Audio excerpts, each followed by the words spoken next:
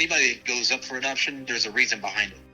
My biggest fear was that everything was going so well, it may not turn out to be the story that I really wanted. Hearing each other's voices for the first time after 40 years, it's kind of life-changing.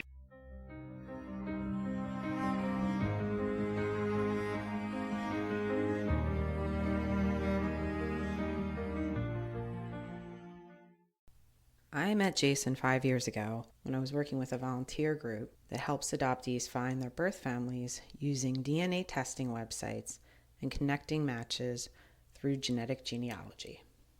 As soon as I started talking to him, I knew I wanted to do everything that I could to help him find the answers he was looking for. He was very hopeful, open, and really optimistic. He's the kind of guy you feel like you've known your whole life after talking to him for 5 minutes.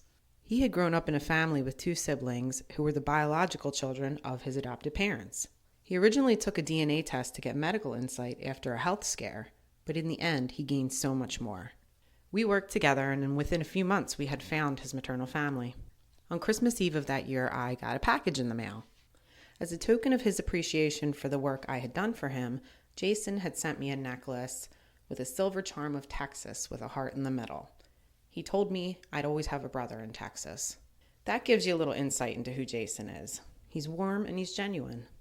I've worn that necklace when I was really stuck doing an adoptee's family tree, and it's the craziest thing. It's like a good luck charm. I've solved adoption mysteries I was stuck on for months while I was wearing it. This situation wasn't without surprises, though, and the biggest one was that they were actually looking for him, too. Jason gained a huge family overnight, and it can be overwhelming to meet so many new people and try to figure out how to fit them into your life. Here's my interview with Jason. So you were adopted from birth, correct? Correct. A few days after I was given up for adoption, after I was born, I was given up for adoption. I think it was the next day, and then I was in the hospital. So my adoptive family came around, and I was adopted within a week. And how did you find out that you were adopted? When I was younger, I have a very dark skin tone, and my adopted brother and sister, they were very light-skinned. So I had an idea that, I was not part of the family birth-wise, blood-wise. So sure. I figured out that I was probably adopted, and then I was given a clear answer probably in, I'd say, the 3rd grade, that I was, an adopted kid. But that was a hard thing to figure out on my own, and then kind of ask the questions when I was old enough. And your brother and sister were not adopted, correct? Correct. My adopted brother and my adopted sister, they were both younger than me. I was actually my adopted parents' first kid, and then they had my brother next, and then my sister was the youngest. So what made you want to find your birth family, and why was it important at that time for you to start that search? Well, I am now 48, so when I started the search, I was 43, 44, and I'm an alcoholic, but I've been sober 9 years now. So I was more interested in learning about my health and where I came from. So finding my family was kind of a second priority over, health and, things that ran in per se. So I ended up getting a DNA kit, and I started the search in my adulthood, I guess, after I was sober and wanting to learn about my health. And then again, the second priority was to find my family, which I did. Well, first of all, that's amazing that you're 9 years sober. Congratulations. That's really cool. Thank you. Yeah, I can totally understand that. You want to see, what other health issues are in your family. Right. A lot of people start out that way, and then finding their family is something that they just happen to come upon. Correct. And it was so funny because I had waited, up until that point to basically look for my family, to where I was like, well, I'm already an adult. Is it a priority right now? Nah, not really. But then once I started getting the DNA matching, things like that, then it started going, maybe I should start making this a priority. So they were both health and finding my family top priorities after I did the test. And I was very nervous about doing the test. I was very nervous about what the outcome may be. And, I just rolled with it. So. Well, did your adoptive parents provide you with any information to kind of help you know who your parents were or anything when you were growing up? They did not, and it's crazy because when I was still drinking at the time, so I was in my 30s, and I did think at a point, and I was probably drunk, that I wanted to find my birth parents, and I found out in the county that I was born in, it was a closed case. So there was no opening those files unless you had, X amount of dollars going through the court system. And back then I was drinking and I had no money, no extra money to be spending on this. So that's where I kind of met a dead end, and I really didn't pursue it any further. So to answer your question, if my adopted family if they were helping me in any way, they really didn't. There were just bits and pieces of, I guess, maybe hints of who I was and who I came from. I remember one time my adopted dad said, "I think your name should have been Toby." And I was like, "Toby? That doesn't sound like mine, what I should be named," especially with my dark skin complexion, Hispanic. So years go on, and I told my dad this again, my adopted dad, and he said, "No, I meant to say Antoni, like Antonio." And I was like, "Oh." So then, thinking Antonio, well, maybe my dad's name was Antonio. So, with the search and things that we're going to probably talk about, here in a little bit, I was looking for an Antonio as my dad, my birth dad. So, but I didn't get any help, to be honest, from them.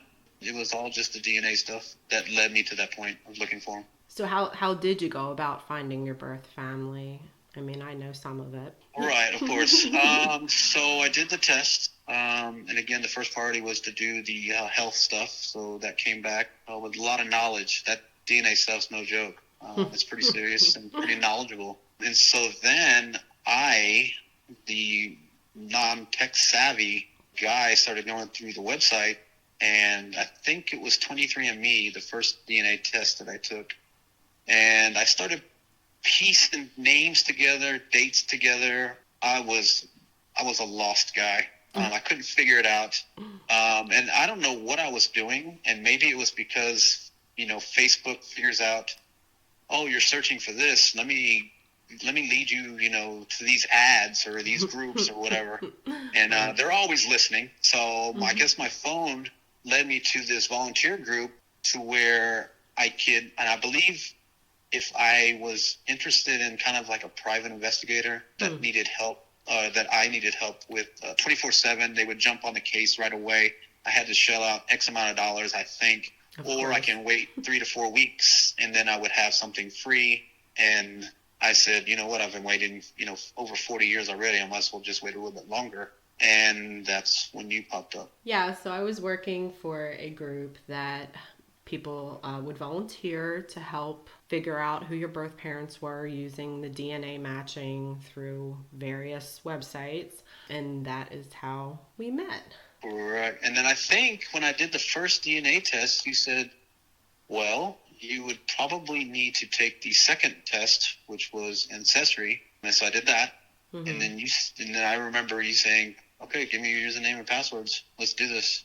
Yeah, it didn't take very long. I mean, what was that, about a month or two? Yeah. So we did end up finding your family, your birth mother's family, pretty quickly. And I believe that was it her sister?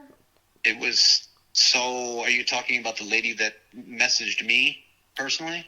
Yes. Okay, so then I remember this vividly. I was at the golf course at the little restaurant bar, and we were going to do a fantasy football draft. And I had this lady message me, and she said, hey, you don't know me? Long story short, you don't know who I am, but I think I have a lady that's looking for you.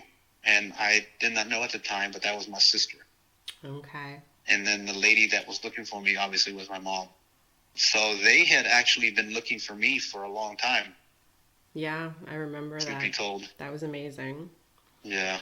It's funny how you remember exactly where you were at the exact time because I'm the same exact way. Like, I remember when I figured out who my dad's father was, where I was at, what it Right, felt like, and I mean that was almost 10 years ago. You know, right, it just makes such an impact on you when you right. finally Absolutely. like make that connection. Yeah. So, who was the first person from your birth family that you spoke with? Was it that same sister? It was the same sister, correct. She was going back and forth with me on Facebook Messenger because we didn't have any, personal information back then. And I guess I was found through, she was doing her own little private investigation, I guess. She was doing her little things, trying to look for dates and where I was born, and maybe a name would pop up, and she was looking for me. She was a So detective.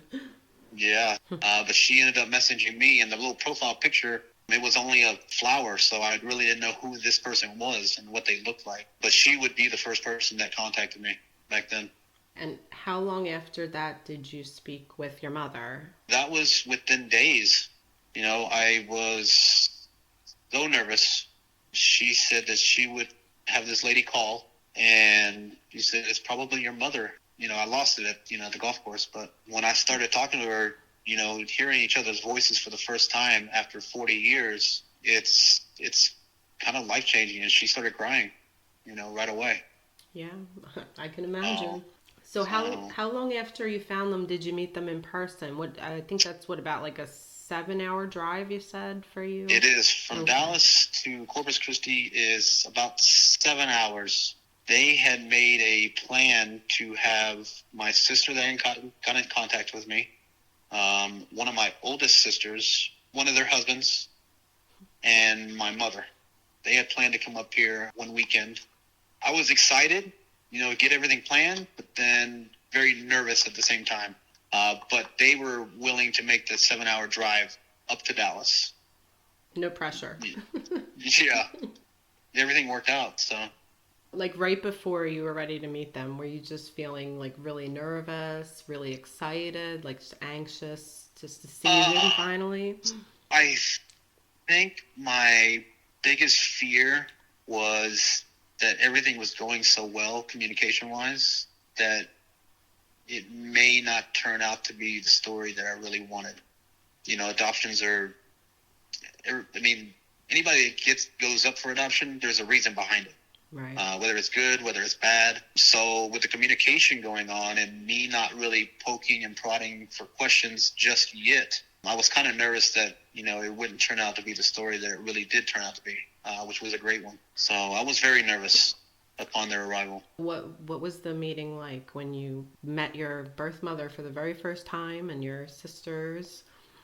So I live in a complex, townhomes, and I remember that I kept calling them or texting them as they were driving up. Where are you? You're passing Austin. You're passing Waco. Hour out of Dallas. So I said, you're gonna text me when you get to this exit. Blah blah blah, and then I'm gonna be my heart's gonna be racing now. So I told them, hey, meet me out front of this complex. I gave them the address and park there, and I'll lead you in. Well, I thought I was just gonna have them park and then me drive up and then follow me, but they were already parked. I got out of the car and everybody came out of their truck. Hugs went all around. My mom started crying. I started crying. My sisters were like, overjoyed. My brother-in-law, same way. It was a happy moment and very welcoming on their part. Was there anything like when you were with them that you noticed in yourself, like talents or mannerisms, where you like, wow, that's exactly the same thing I do, or Um, Me not necessarily, but after talking to my sisters over that weekend, they were mentioning how I have some of the same antics and things that they do or say. So it's kind of weird, being so far away for so many years that I would, portray some of their same things that they do or they say. I know that I have, I don't know what you call it, in between your eyebrows to where if you squint, you have like a little, it looks like you're kind of mean, I guess. Not a wrinkle, but there's a term for it. Anyways, I think that my mom has the same thing. I know that our cheeks are very similar. It's just very crazy to see that stuff when you knew that somebody, after you figured out, somebody was so far away that you knew somebody kind of acted like you, spoke like you. I don't know. It's just kind of weird. What were you feeling after the first time you met them? Were you just like excited to start this chapter with them? I was. So I had kind of things prepared that we were going to do. I just wanted to let them know. I know that she was very devastated the day she gave me up for adoption. She felt grief. She felt a loss, per se. She knew she made the wrong decision after a while. And again, it was a closed case. So after feeling this pain that she felt for 40-something years, I personally wanted to make the first impression on her the best ever. So I went out of my way to, figure out things to do. I just wanted everything to go perfect, if that kind of makes sense. Yeah. Because I knew that even though I was nervous, I'm sure she was more nervous because she was, to be honest, she was the reason that we were meeting for the first time. I was given up for adoption. So I knew she felt the pain, but I didn't want her to feel any more pain because of that situation. I wanted to make it as easy as possible in our first, interaction when they were up here. I get what you're saying. Like, you didn't want her to think you were like holding anything against her, and you just wanted her to know Correct. that it was going to be a happy thing from then on. Correct.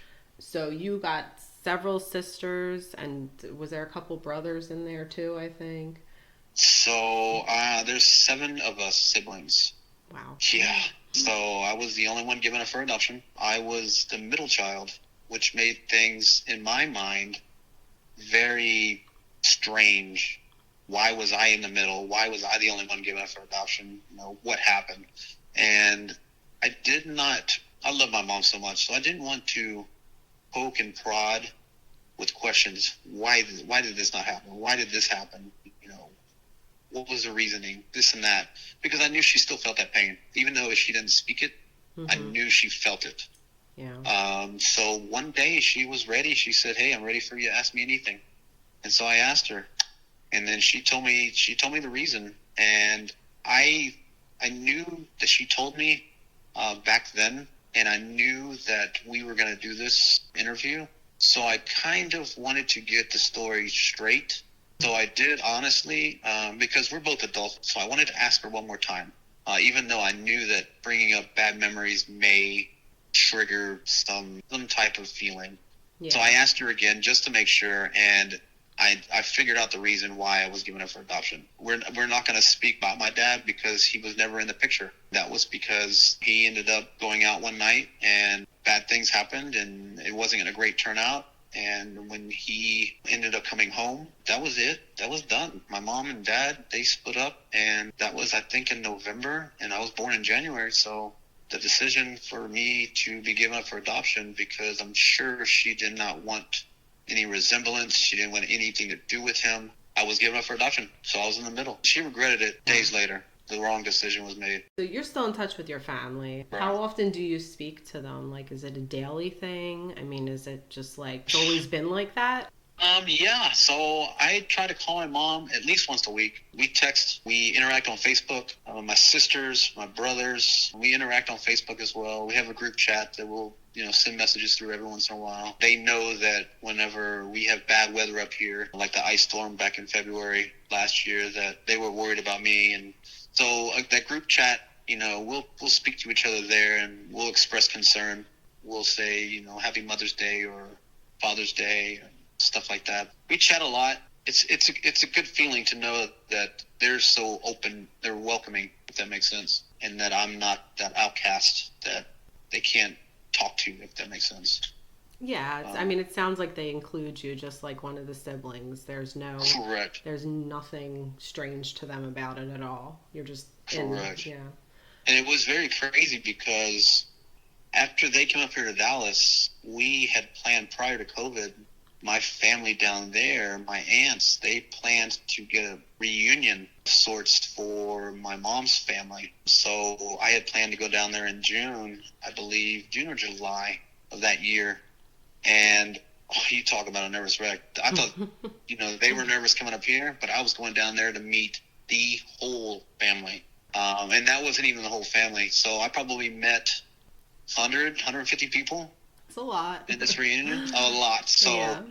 We all wore name tags. I think that everybody kind of knew who I was, but I was meeting a lot of them for the very first time, including my brothers. And I didn't even meet one of my brothers or one of my sisters at that point, because they were, one was in Colorado, so they weren't able to come out here to that reunion. So I was still in the dark with them, on a personal level, interaction wise.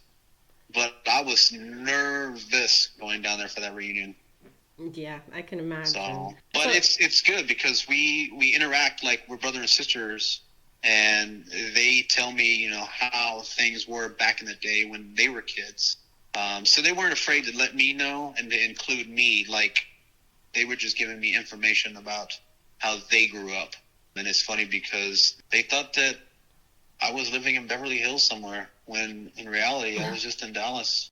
I was born in 1975 in Corpus Christi. After 5 years, my adopted dad got transferred to New Orleans. So I lived there in New Orleans till about 1984, and then he got transferred to Dallas. So in those three cities, being adopted, you never know if you run into any family members, whether it's aunts, uncles, or even siblings along that path.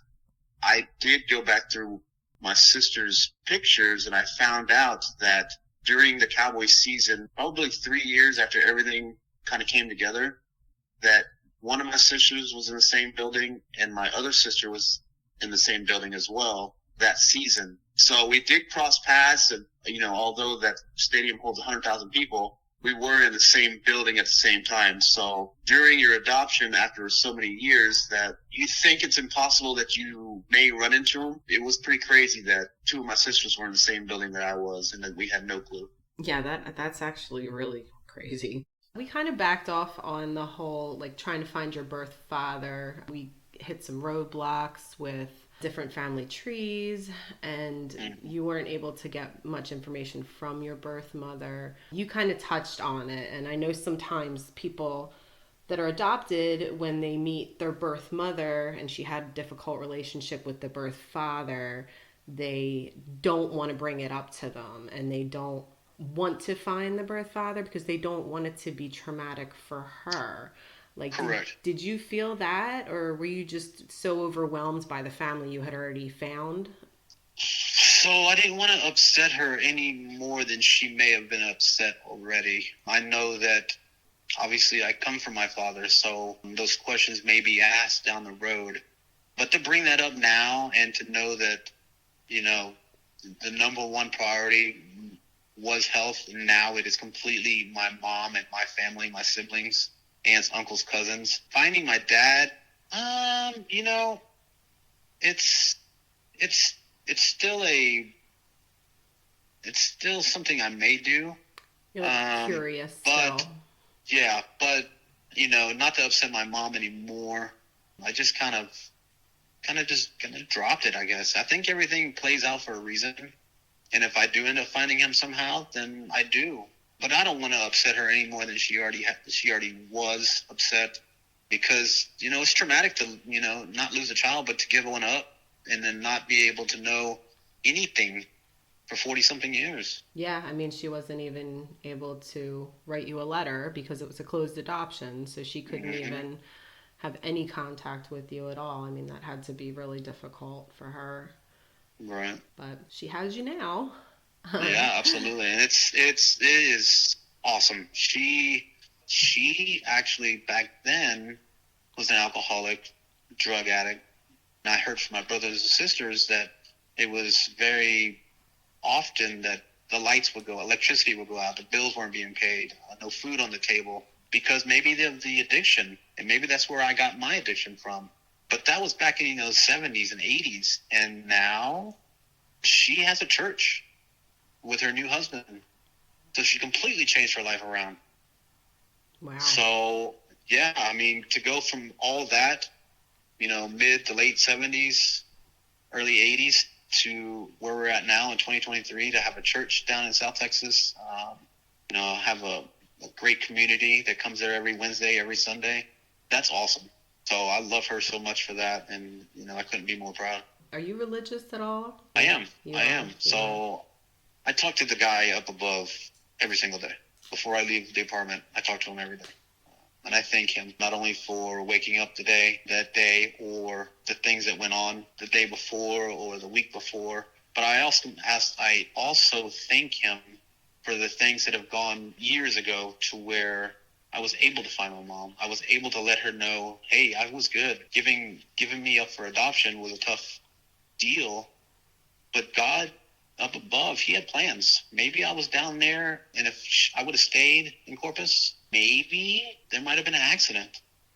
So maybe he said, you know what, we need to get him into adoption, or however he does his magic, and set me up for adoption, and I would be out of their lives for 40 years, but that would save my life down the road, because I wasn't down there involved in an accident that was planned, however the case is. So I talked to him about how we make life decisions, but the decisions of us getting stopped at a red light, that could be because he up above said, hey, if you were going to keep going, there could have been a car accident you were involved in down the road. I don't know. I talk to, the guy up above every single day, and I thank him for everything that I have, and for everything that I've found with my family. Well, that's amazing that you can look at it in that way. It's a different perspective on adoption than I've ever heard. Yeah. But that's really good. I mean, it makes you feel like it's not a negative thing, When we went through your DNA results initially, we were kind of thrown off because it said you were like 50% Native American. And after putting together some matches and just going through that whole process of building the family tree, with the combination of all your ethnicities, it added up to you being of Mexican descent. So I actually went on Ancestry today, and they have it listed now as Indigenous Americas with a subcategory of Mexico. But that kind of threw us off for a minute there. Did you have any suspicion that you were Mexican specifically? Yes and no. My adopted family, they were partially Mexican. To eat the Mexican food all the time, not necessarily speak Spanish all the time, but my adopted parents knowing it, that I think I was Mexican. I kind of just, as a kid, fell as a default of a guess. Because I wasn't very informational back then with the different ethnicities, to where I knew a percentage or, things like that. But I figured that I might be Mexican, especially with my darker skin. So you didn't really have any of that culture in your home? We go visit my adopted parents. My mom's side, on their ranches out in South Texas, it was all Spanish, all Mexican tradition. So to do that at different dates throughout the year down there, definitely. Up here in Dallas, not necessarily in the home. Do you speak Spanish? So I was in Corpus Christi as a kid. I moved to New Orleans in 1980, and my neighborhood was predominantly African American. So I had one white friend, and there were no Mexicans out there in my neighborhood. So Spanish wasn't really a need, I guess, in that area, especially in school. So I didn't learn it there. And then moving to Dallas, a suburb north of here, north of Dallas in Carrollton, back in 1984, it was predominantly white people. So there was no reason to speak Spanish outside of the home. So I guess my adopted parents really didn't push it. I had to learn Spanish, honestly, in the restaurant business. So it's not fluent. I can understand it more than I can speak it, but Spanish was never the highest priority. So does your birth mother's family speak Spanish, and do they celebrate traditions that are in line with that culture? Oh, my mother, absolutely. They all speak Spanish. My mom is actually very fluent in English. Her new husband, his English is pretty good, but it's all Spanish down there. And all the culture is celebrated down there. So my birth mother, definitely. Okay. How has your life changed now that you have all these people in your life? It's just, I'm not so, how do I say this? It's not an empty feeling. You go through life and you think, I always have my mom to fall back on, my dad to fall back on, my brothers and sisters, or, whatever the case is. But for a long time, I didn't speak really to my adopted brother or sister. Again, my mom passed away several years ago, my adopted mom. And then my adopted dad, we kind of lost connection. I still love him, everything he's done, but we lost connection. So I think that it's just changed to where I don't feel as empty because, let's say 10 years ago, I had really nobody to fall back on. I considered my friends my family for a long time growing up. That was my solid family. But now to have my family in the picture, most of them, that's what I'm most proud of. And it's a good feeling. So is there anything that you would tell other people who are starting the journey of seeking out their birth families? It's crazy you say that because I'm in the restaurant business. I've been doing it for 30 years almost. And I did have, and it's been about a year now, I did have a couple that I started waiting on. They were older. They were in their 50s. They were older than I was. And they would come in for lunch. And one time they came in with a little black girl. And they were white. And so I didn't make anything of it, but I can probably put two and two together. The next time they came in, I asked them, I said, hey, did y'all adopt anybody? And they said, yes, we adopted her, she was a little bit older, but we adopted her for whatever the situation was. And so they told me that's when I told them about my adoption. So to answer your question, they had questions for me. Hey, do you have any pointers? Because we know that she's going to start asking where she comes from, who she comes from. And so I said, you're just going to have to kind of let it play out. Whenever they're ready, they're going to be ready. And when I was ready, it was because of my health. And it just so happened to where finding the family was a secondary. So if somebody is kind of looking or wondering where they come from, 2023 with these DNA kits, they do wonders. You can find a lot of people through that. Just be open-minded when you're doing things, because not every adoption in the end turns out great. A lot of it turns out negative, to where maybe the adoption, maybe the birth families gave you up for adoption for a reason, to not want to find you or have them found. So go in there with an open mind whenever you're doing this process, and then just love every moment, whether it's good or bad, because it's going to be, truth be told, it's going to be exactly the layout it's supposed to be. You were adopted, and you're looking for your birth family, and if you find them, then the story could be good, the story could be bad. Open-minded. Yeah, that's key for sure. I think it's a neat story. Anytime that I'm able to tell it, people say, wow, thank you for telling me this. It's a great story. It has a happy ending. That's the important part. It really is. And this one turned out great. I couldn't be happier. I know we're older. So if it was to where I was finding my family in my 20s and my 30s, I would have more time, because not everybody's promised tomorrow. We are getting older. My mom is in her 70s. So to find her maybe at an earlier age, I would have wished. But everything, again, works out for a reason. Well, I'll just say thank you for letting me do the interview. Yeah, of course.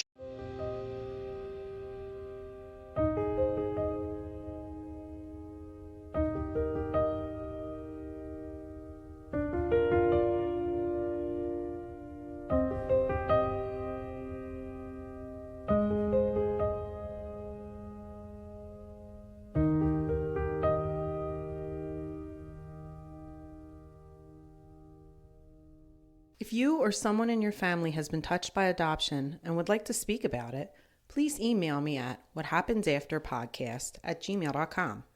Also, please check out the Instagram for the show to see pictures of my guests that they were so kind to share from their reunions. Next episode, I'll be interviewing Christine, who didn't receive the same reception from her birth mother as Jason did. But her story was definitely not over.